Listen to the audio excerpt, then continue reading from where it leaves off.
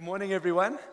It is so lovely to see your faces today. Thank you for coming. And actually, it is so good to be here. It's so good to be here. Even as Dave said, on a comrade's morning, it's so good to be in the house of God. Now, I'd played with the idea, two ideas this morning. First one was to come in my running gear, but that would be hypocritical of me because I hate running.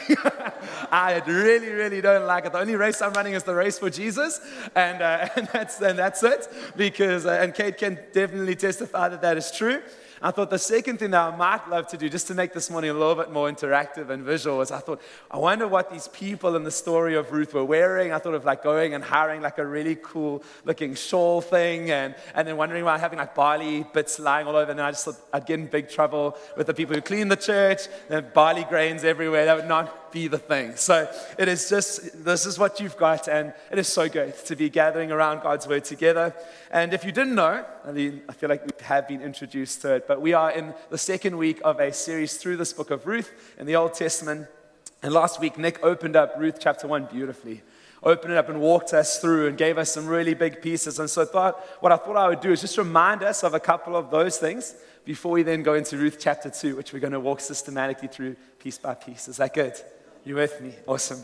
So first thing is the story of Ruth is a zooming in, zooming out book. We zoom in to the life of Israel and God's people, specifically around a family, specifically around this person Ruth, this person Naomi, this person Boaz. And we zoom in there, but we also zoom out. There's a big picture that's going on. And so what's the big picture? What's the big idea, perhaps, of the book of Ruth or Ruth chapter 2? I think it's this idea of providence. Providence, you would have heard Chris pray it earlier. It's this word that we don't hear very often, but I was looking up for a meaning for the word providence, and the one that I came across that I loved the most was the care and the control of God. That actually life is under the care and under the control of God. That's what providence means. And I thought that was a really beautiful way of framing what we look at in the book of Ruth, because we will see all through its pages the care and the control of life that God takes in order to outwork his plans and his good and pleasing and perfect will. Ephesians 1 verses 11 tells us it's good, it's pleasing, and it's perfect to him. And God's working it towards his will. So, where is Ruth? Where do we find it? Well, we find the book of Ruth written in a time of Judges. And the time of the Judges was a really dark time for Israel. It was roughly 1,500 to 1,100 BC, before Christ. And we see actually Judges 21 verses 25 describes that time in quite a scary way. It says, in those days, there was no king in Israel. Every man did what was right in his own eyes. It was a dark time in Israel. People did whatever they wanted. Disney tells us to follow our heart. The Bible says don't. It's a bad idea. And actually, that people were doing whatever they wanted. The people would sin. God would send calamity or nations to fight against them. The people would repent. They would turn and they'd panic back towards God. God would raise up judges to help them. And again, the people rebelled. He would deliver them again and again. And the story then zooms in to a single family. In chapter 1, we're introduced to a Jewish woman called Naomi. And Naomi has a husband called Elimelech, and it was this time of famine. They lived in a place called Bethlehem. Bethlehem means the house of bread, but it was a time of famine, and there was no bread. So what did they do? They packed their stuff, and they took their two sons. Their two sons' names were, do you remember? Killian and? What's the thing, right? Yeah, the other guy. Killian and Mahlon. I think that's how I said, Mahlon or something like that. And this family then goes to this land of Moab. And that should be interesting for us because Moab was a nation that was at enmity with Israel. They were the nation that actually throughout Israel's history had done a number of things that you would actually cause the Israelites to go, don't go anywhere, but don't go there. And essentially the Moabites were these people who were known for their idol worship, their despicable practices of worship, and I'm sure came as a bit of a shock if people heard where Elimelech and Naomi were going. And so they go to this land of compromise, essentially. They go and they compromise, and off they go to Moab, and they start off a life there. And very, very quickly, disaster strikes. Elimelech dies. And so does Naomi's two sons. And she's left with these two daughters-in-law, these Moabites that her sons had married. And so it's Naomi and then one daughter-in-law called Orpah. I've been having to practice not say Oprah every time. I'm like, Naomi and Oprah, of course, but that's not the case. And then a young lady called Ruth. Both of them Moabite Moabitesses. There we go. I was like, Moabites. That's not even a word. There we go. And there's still famine, but she hears that there is food back in Israel. And so what do? Destitute with nothing, they go back, they return. And what she does actually is she says to her daughters-in-law, don't follow me, don't come. It would be better for you that you didn't. You are Moabites. You won't be favored. You're foreigners. You're not part of this Israel tribe. And so Orpah hears her out and actually goes back to her family. And then Ruth says this incredible thing, this declaration of faith. And actually, it's the declaration of the beginnings of her faith in Yahweh, the God of the Israelites. And she says this to Naomi, where you go, I will go.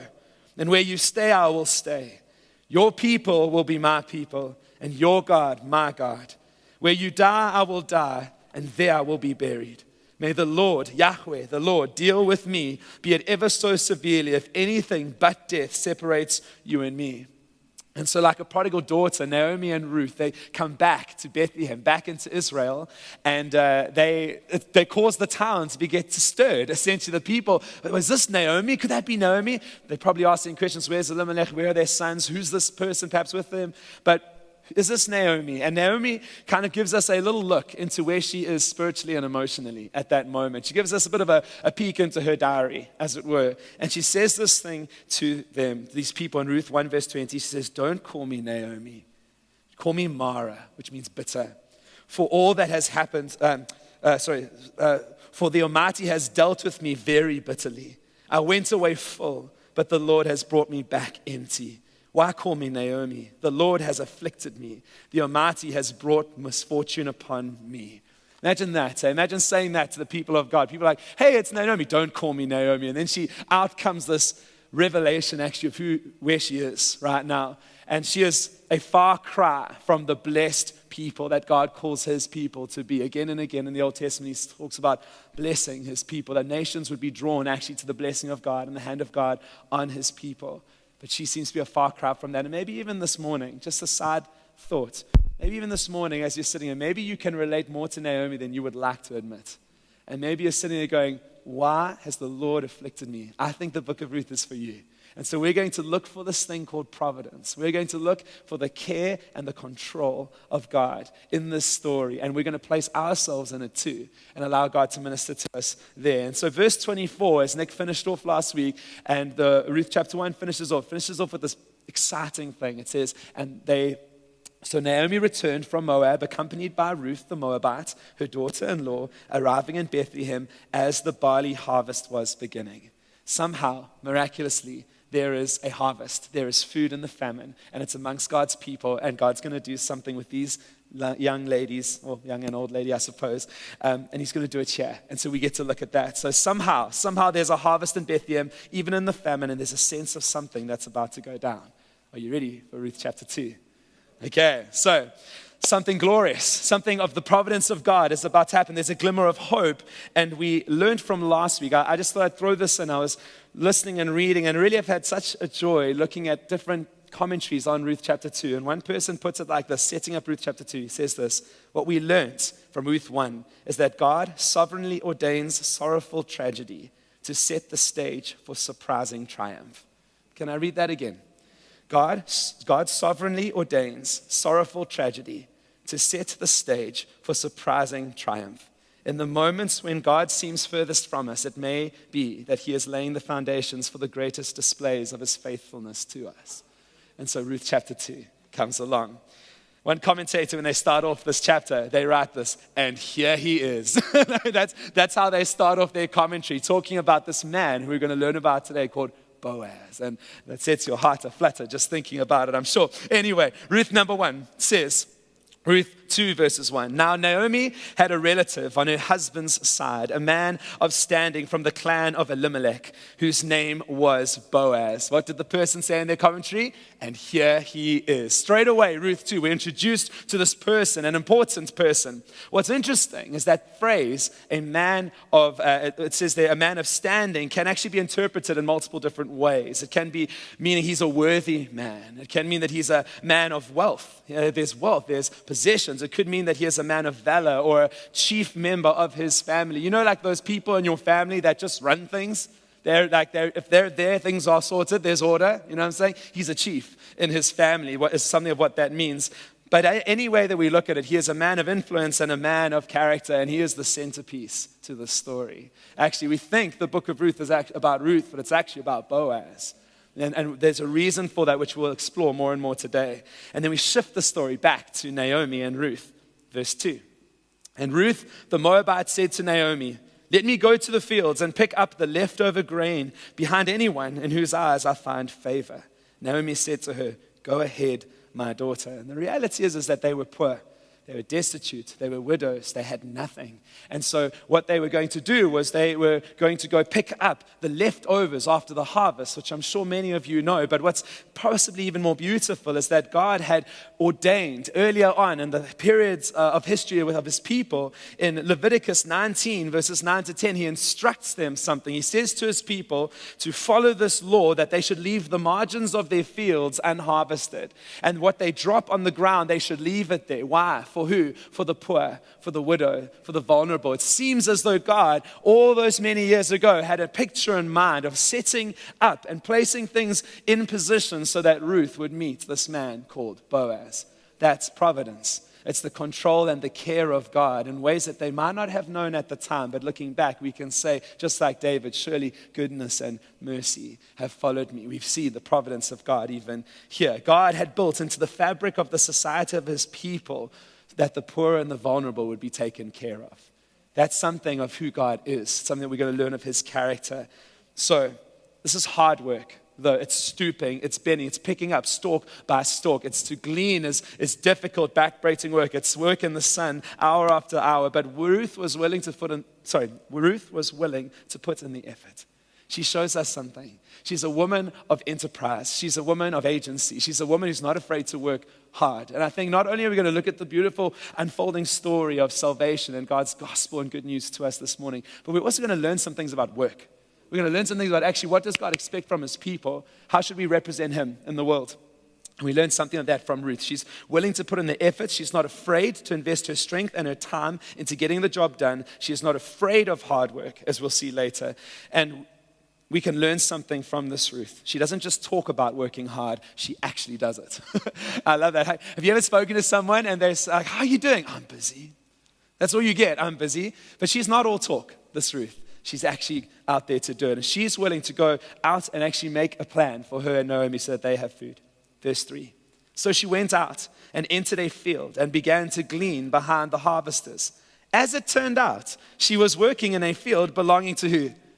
Boaz, come on, and there he is. You know what I'm saying? As it turns out, she's working in a field belonging to Boaz, who was from the clan of Elimelech. This fact keeps being chucked in there. He's from the same clan as them, but we'll get them more just now. And the commentators, they write this. They say, what a coincidence, you know? The writer of Ruth, really, there's almost a smile as they write that, and as it turns out, you know? Because we in hindsight can look and say, actually, there's providence there. God has somehow brought this Moabite woman. She could have chosen from hundreds, if not thousands of fields, but she ends up at the one that belongs to Boaz. And so, let's have a look at this wonderful thing that starts to unfold. There's no mistake. There's no random chance that she happened upon the field of Boaz. And we want to put ourselves into this story. We really do. And so, actually, perhaps even looking at our own lives this morning, we would be able to say, God, I'm going to trust that there are many things that you're doing right now in my life. And as it so turns out, as it happens, one day I'm going to look back and go, that was your providence. And so it doesn't matter what we are going through right now, good or bad, crying or joy, doesn't matter, because actually we serve a God of providence and a God who controls and cares for. He's in control of everything. So, how much more so in our lives, if we look back, we would see this, the control and the care of God. Verse 4. Just then, Boaz arrived from Bethlehem. You know, like, oh wow, isn't that exciting? You know, like it's almost like it wasn't enough to tell us that he existed. It wasn't enough to tell us that the field belonged to him. The writer then tells us it just so happens, just then, Boaz shows up on the scene as well. He arrives from Bethlehem and greeted the harvesters, saying, "The Lord be with you. The Lord bless you," they answered in return. I love that. Just then, Boaz shows up. And you can tell a lot about a person by the first words that come out of their mouth. You really can. And the first words that come out of Boaz's mouth tell us that he's not just a man of wealth. He's not just a man of standing, but he's clearly a man of God.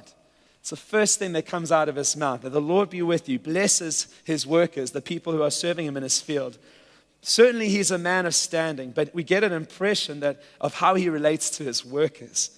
And he's well-liked, and he seems to conduct business in a righteous way. I know it's a lot to take from a single phrase, but it's just allow us to immerse ourselves in the story a little bit. I don't think if the workers didn't like him, I don't think they would reply, "The Lord bless you," or angrily. I think that there's genuineness to that. So you can tell a lot about a man by how he treats others, especially those who are beneath him, for lack of a better way of putting it. Especially how he treats those who work for him. And if we look at Boaz, he starts off by blessing. He starts off by actually invoking the blessing of God upon these people. And that says something about a man. Clearly, Boaz takes his faith to the office with him. You know what I'm saying? And so, a good question for us. And I asked the same question of the youth on Friday. So guys, a bit of a flashback. But what would your closest friends or closest people in your life say about you? If they had to write about who you were at work, who you were at home, who you were in your private and public moments, what would they write as the story of your life? Because we see something of a flash into Boaz's life. But what would be said about us? What would be said about the things that come out of our mouth? Perhaps the way we treat others. It's a really good thing to contemplate over. What would be said about you and me? Maybe, just maybe, God also wants to show us something in this account of Ruth and Boaz about godly and righteous work. Like not just in how we do it, Ruth showing us the effort, the willingness to put in the sweat, but actually Boaz, how to work well with others, how to treat others better, those sorts of things. Verse 5, Boaz asks the overseer of the harvesters, "Who does that young woman belong to?" Now again, the commentators, I'm going to just take my information for them. They go, "Who is that?"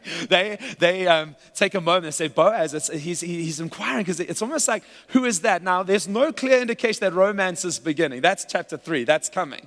But in chapter 2, there's this thing we get about Boaz, which is this. He notices people.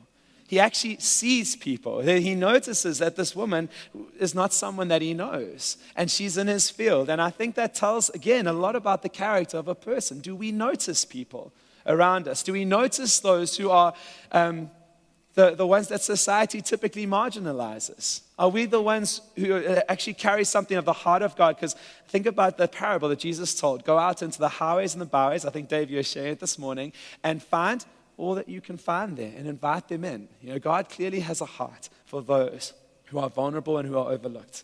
So even here, Boaz sets himself apart. He asks, "Who is this?" Boaz notices the poor are not nameless and faceless to him. And even in our society, often the overlooked and the ignored.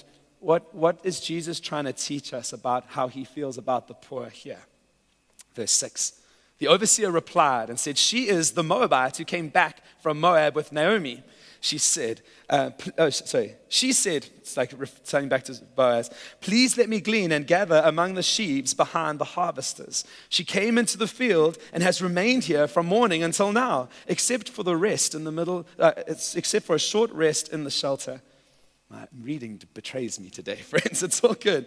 So Boaz gets filled in a little bit. He gets filled in about this lady Naomi, who is this? Who's this person who I don't know working in the field? And here's the thing. Ruth has been under inspection. Actually, people have been watching her. And even for us, what can we learn from this? We are actually under inspection. How we work, how we live, how we walk out our lives with God is actually under the inspection of others. People are looking to see, what does it look like to serve God? What does it look like to put your faith in him? Especially, I believe, in difficult situations. Especially when trouble and tragedy strikes. I think people watch with keen interest at our lives because they want to see, do these people who put their trust in the Almighty God, does it show? Is it real? So, at times, we don't actually know that people are looking, that we're being watched by others as we walk with God. Second thing that the person who oversees the people who are harvesting says is that she says, "Please." It sounds so silly to kind of take note of that, but she says, "Please." She's humble. She's not entitled. She knows that actually she can work with dignity for the food. She's not looking for a handout. She's actually saying, "Please, Like she understands that actually any good thing that she's going to receive there is going to be from the kindness of others. She understands that. And so she says, please. She's not an entitled woman. And even according to the law, Boaz and the other people who owned fields, they should provide for the poor. She doesn't invoke that. She doesn't say, you owe me this. I'm the poor. That's me. I'm the widow. She's humble. And she's not. She shows us something really amazing about being submitted. Let's say please more and more. We're owed no good thing. But actually Ruth teaches us that we can approach God and we can say, please, Lord. And we can approach others saying, please. So how about us? How about us? She knows that she is needy. Do we know that we are?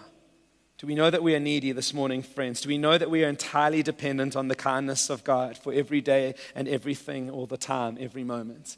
There's a song written by a guy called Matt Mayer, and the song's called "Oh Lord, I Need Thee."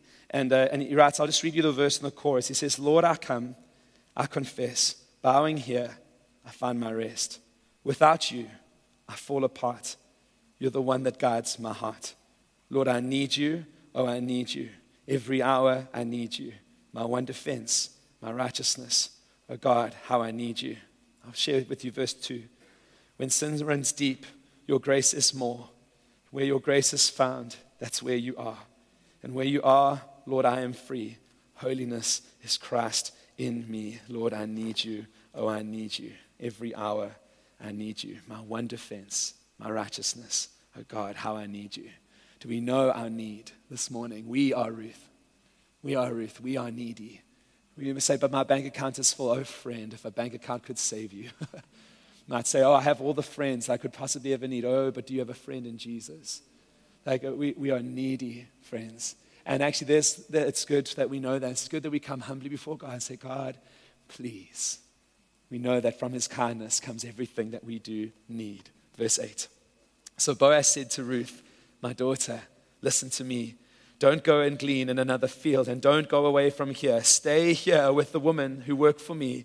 Watch the field where the men are harvesting, and follow after the woman. I have told the men not to lay a hand on you, and whenever you are thirsty, go and drink from the water jars that the men have filled. And one commentator says that this is the most beautiful Old Testament pickup line. I would not recommend using it. I don't know if it has the same clout anymore. But here's the thing, is that Ruth encounters provision in the field of Boaz. She encounters more than enough. She encounters protection. She encounters refreshment. Look at Boaz's way he addresses this poor woman. This woman who actually, she's a foreigner. She's constantly said, Ruth the Moabitess. That's her identity. She doesn't belong to the promises and the things of God. But how does he say? How does he address her? My daughter. Kind, loving, undeserved kindness towards her. My daughter, how much more does our Jesus look upon the great need of his people and say, my sons and my daughters? How much more than this man, Boaz? In Boaz's field, Ruth would find companionship. He says, stick with the other woman. She's going to find companionship there. In Boaz's field, Ruth would find protection. He says, have I not commanded the young men not to touch you? In Boaz's field, Ruth would find refreshment. He says, when you are thirsty, go and drink. It's this incredible thing. And isn't that so in the field of Jesus, if we can apply that field to our lives? When we are found in Jesus' field, our hearts can be so divided. Boaz has to instruct her and say, don't go to another field. It's the one command that he gives her. Don't go to another field, stay here. And actually for us, is Jesus' field enough for you? Is it enough for you? Are you looking, can I find contentment and satisfaction somewhere else? No, stay in the field of God. Stay where he is. So, lost my place. Wonderful. Stay in the field. Verse 10. At this, she bowed down with her face to the ground. And she asked him, here's the question, actually the question of this whole chapter. Why have I found such favor in your eyes that you notice me, a foreigner? That's the question this morning, friends. And actually, it's the question for us. I don't want to get ahead of myself, but I can't help myself in some ways. This morning, as we look at the pure goodness of Jesus towards us, we've sung about it this morning. As we look at it, I think that's the question. God, why have I found such favor in your eyes? I don't deserve it, not at all. but I found favor in your eyes. I'm a foreigner, Lord, but you have called me in to your family. It's you. And here's the thing, grace meets humility in this moment. Boaz shows Ruth grace, and Ruth responds in humility. And may that be the story of our lives too. May grace meet humility. And you know what, her response, you might say, well, bowing down to the ground, that's quite intense. But if you understand it, if you look at it in context where actually, if you think about it, she's a foreigner and that nation was at enmity with Israel and people knew who she was. They knew she was a foreigner. They knew that she was a Moabitess. And still, Boaz shows her kindness. He says, actually, protection for you. He doesn't have to. He says, you will be protected. I told them. On my word, you will be protected, you know. He actually, in a society where typically the woman would fetch the water for the men, he says, actually, the men have drawn water and it's for you. He flips it around and he shows her what's the word? Unimaginable favor. Actually, and that's why she bows down on the ground. She says that she realizes what this moment means. Have you ever come to that point in your Christian life, friends, where you can just stop and shake your head in disbelief and marvel at the grace of God? Have you ever had that? I hope that moment is this morning for some of us. That we can stop and say, wow, Lord, why have you shown me favor? How have I found favor in your eyes? That's why grace is so amazing. That's why grace is so amazing. Verse 11, Boaz replied, I have been told all about what you have done for your mother-in-law since the death of your husband. How you have left your father and your mother and your homeland and have come to live with a people you did not know before. May the Lord repay you for what you have done. May you be richly rewarded by the Lord, the God of Israel, under whose wings you have come to take refuge. What an incredible thing. Boaz had a clear understanding of where blessing flowed from. It does not flow from you and me. It flows from the Lord through us. He understood that. He didn't say, but you've come. Truly you are highly favored, young lady, because I am going to bless you now. That's not. He doesn't mention himself there once. He says this. He says that may you be richly rewarded by the Lord. May the Lord repay you for what you have done. And the Lord under whose wings you've taken refuge. It's an incredible thing. There's something of a theology of blessing there that we actually need to understand. Actually, God privileges us with the ability to bless others. Because why? He's actually blessing them through us. And that's a privilege. It's not thinking, okay, Lord, are you seeing this? You seeing this? I'm releasing the finances, Jesus. No, you're not. He's released the finance to you so that it can go to someone else. Your time, your energy, your love, your care, all those things. So whatever way you can be a blessing, God is blessing others through you and me. And that's what Boaz is teaching us. This incredible thing that Boaz says, under whose wings you've come to take refuge, actually gets visited again in Psalm 57, verses 1. It says this, be merciful to me, O God, be merciful to me, for in you my soul takes refuge. In the shadow of your wings I will take refuge. I love that. Actually, in his wings we take refuge. Let's jump to verse 13. May I continue to find favor in your eyes. There's like this beautiful interplay, almost of poetry between these two people, because no one talks like this, you know what I mean, anymore? But they're almost like poetically speaking to one another. And then Ruth responds and says, may I continue to find favor in your eyes, my Lord. She says, you have put me at ease by speaking kindly to your servant, though I do not have the standing of one of your servants. Again, humility meets grace. Humility says, I don't deserve the way that you're treating me. And actually, it seems, some commentators say that her response there silences Boaz, takes his words away. And then the story just jumps. It's almost like he has nothing more to say. She's like, who's this lady who responds with such humility to what is happening to her? And almost like, I think if we can agree that with such humility, almost beckons more grace. It beckons more blessing. If someone responds in a way like that, you just want to bless them even more. And I think that that's something for us to learn from Ruth. May we be Ruth. May we be grateful. May we be full of humility as we see how good God is to us. So, verse 14, at mealtime, the first date, hello? At mealtime, Boaz said to her, come over here. Ooh, come over here, have some bread and dip it in the vinegar. Ladies, look for a man. Unless, if you're married, then look for nothing. But young ladies, rather, if you look for a man who says, come over here and grab the bread and dip it in the vinegar. If there's vinegar and bread, you know you're in the right place. All right. So that just a little side note there to help us. But, see, I got ahead of myself there.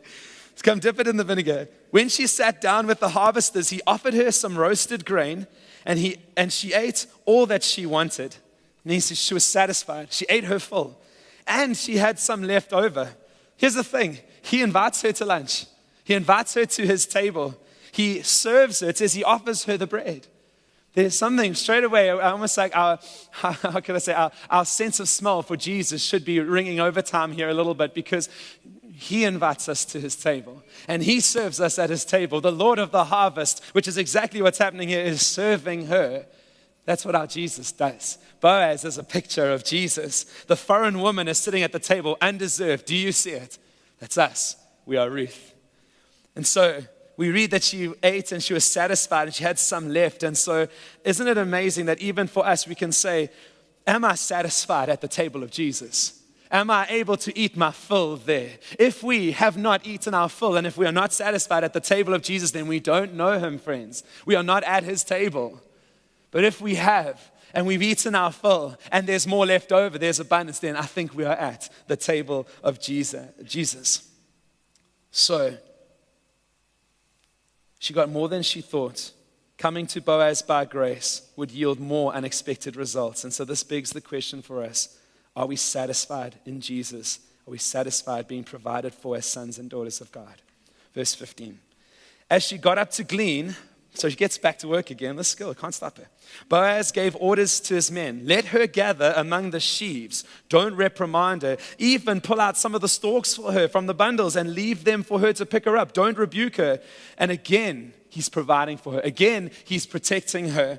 By the law, Ruth had right to glean on the margins and things and glean the things left over. Boaz was going beyond just kind of mercy. He was showing her grace. He was showing her favor. And he's saying, actually, you can come amongst the sheaves. You can take from the bundles themselves. And you know what? You're not taking it for me. She's not harvesting so that it goes into Boaz's house. She's harvesting for her. She's getting more than she ever could have hoped.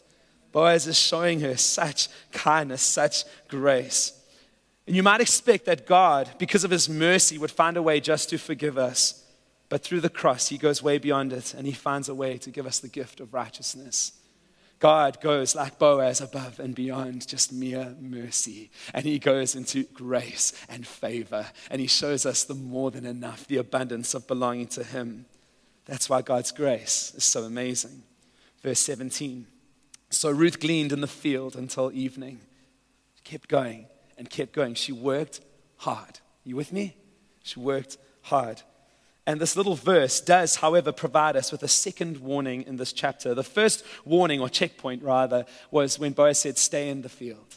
He said, stay in the field. Here in verse 17, we see Ruth's response to the graciousness of Boaz. She can see that Boaz is being kind to her, but she doesn't then lie back and say, well, then be kind. Just give me stuff. She doesn't. She understands the relationship of work. And she understands that actually she can go hard at it. And as she does that, actually just more and more, she'll see the favor of God in her life, the favor of God through this man, Boaz. And so I think there's two little things for us. One, stay in the field. Second thing, actually, I wrote it better here. She continues to work. Her amazement at the grace shown to her leads to action. Ephesians 1 ends off by telling us that we were created in Christ Jesus to do good works. We're called to work. So let's do it. Is that good? Great. Then, it carries on verse 17. Then she threshed out the barley that she had gathered. So she didn't just kind of gather and leave it. No, she threshes it out that she had gathered. It amounted to about an ephah. I think that's how you say it. Verse 18, she carried it back to town, and her mother-in-law saw how much she had gathered. Ruth also brought out and gave her what she had left over when she'd eaten more than enough. From lunchtime, she took a little takeaway. It's pretty exciting. And she brings it for Naomi. And so a few things. Firstly, Ruth processes the work. She takes it and she finishes the job. I am the king of not finishing a job. I've been there's currently 2.5 trees, basically, semi-chopped up in my lawn that need to be finished. Ruth can teach me a thing or two because she finishes the job. So go, Ruth. She works all day. She finishes the job. And then she's tough. She carries all of this stuff back to town. How much is an ephah? Well, it's about 13 kgs worth of stuff, they say, plus minus 13 kgs. That's heavy. And she carries it all the way back to town after stooping and working all day. Respect. Respect for Ruth. She's done so well. And so here's the thing. Naomi sees, she sees that it's more than enough. She sees that it's abundance. After having nothing, after knowing famine and desperation, she sees the abundance of God and supply in her life, and now she is excited. And we see Naomi do something. We're going to get to it now. But what she doesn't do, she doesn't praise Ruth. You'll see in the next verse. She doesn't go, Ruth, you're amazing. God has blessed me with you. Best daughter-in-law of all time, and all those things. No, she doesn't. She praises the Lord. She knows where blessing comes from. Praises the Lord. She says this, her mother-in-law asked her, where did you glean today? Where did you work? Blessed be the man who took notice of you. There's almost like she knows that it's more than what is expected. It's more than enough. And I want that for my life. Maybe a little side note to your friends. I want that for my life, and I hope you do too, where there's a spiritual abundance on our lives that people look and say, which field have you been in? Who have you been gleaning from? Who is it? Which person has shown kindness to you? You know? And we'd be able to say, it's Jesus. It's Jesus. Jesus has shown me kindness. And so I want that, and I hope you do too. So carries on in verse 19. Then Ruth told her mother-in-law about the one at whose place she had been working. The name of the man I worked with today is, almost like leaves it right at the end, Boaz. And you can imagine like the fireworks go off, and there's like this moment of like, the choir swells. It's a big moment. So I hope you see it too. Verse 20. Well, how does she respond? The Lord bless him, Naomi said to her daughter-in-law.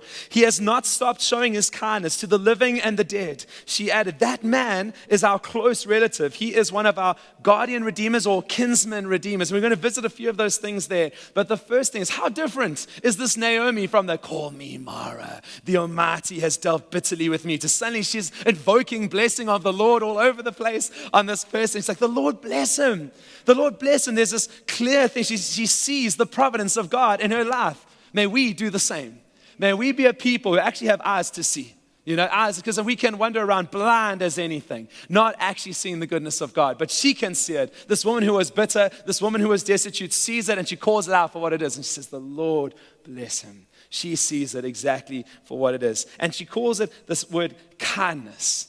Kindness, which means loving kindness, grace, mercy. She recognizes this turn of events as the hand of God, and she is quick to name God as the source of the blessing. She'd once called herself Mara, but now she recognizes the providence around her. She is quick to see it. I want to be quick to see the providence of God. I hope you do too.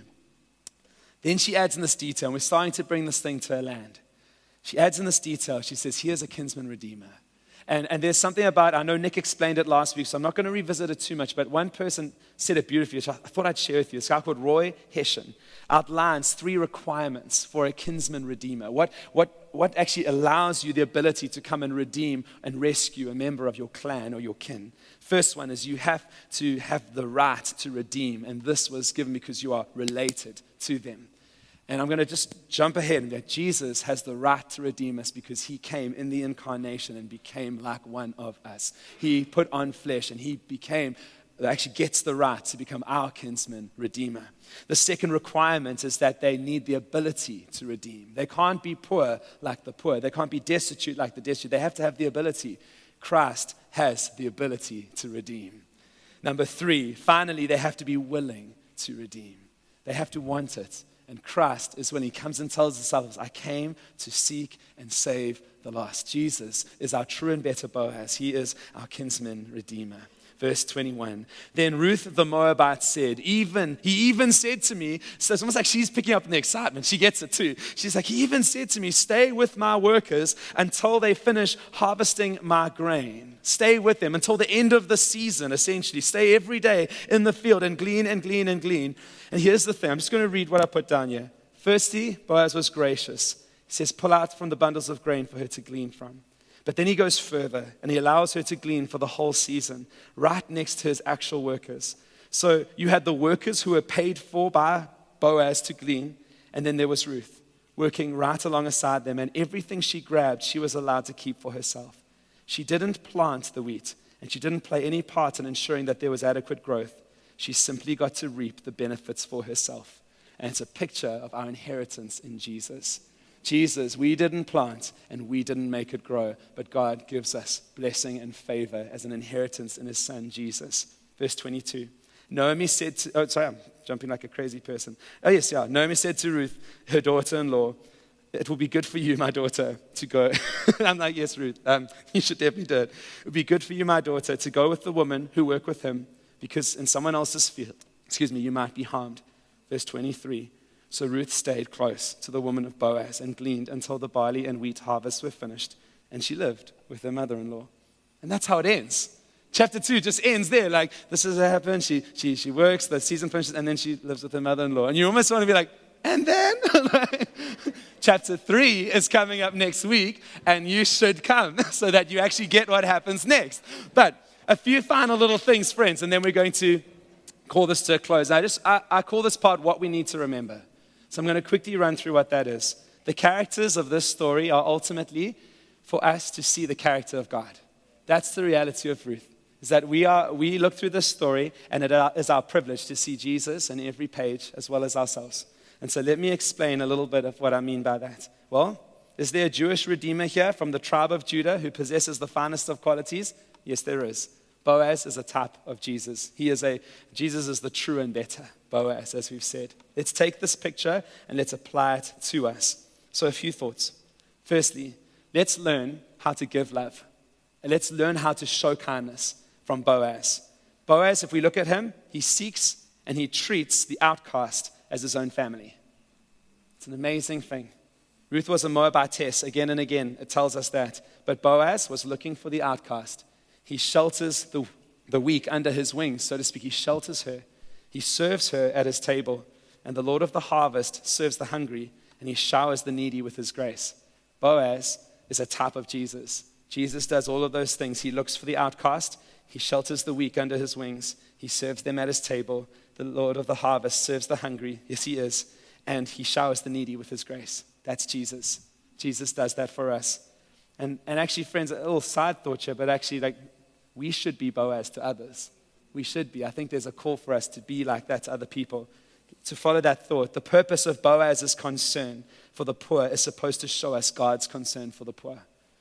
That's part of the purpose of Boaz. And so we see that Boaz is the immediate provider for Ruth in this story, but ultimately God is the ultimate provider for the poor, isn't he? And Boaz even recognized that, Naomi recognized that God blesses others through us. We are also, maybe just one last thought, which I really thought was quite compelling that I came across. I'd love to share it with you. This guy called David Platt says this thing. He says, God has ordained his people to be a radical demonstration of care for the poor. God has ordained his people to be a radical demonstration of care for the poor. And he says this, do people walk away from you and say, wow, God clearly has great concern and care for the poor?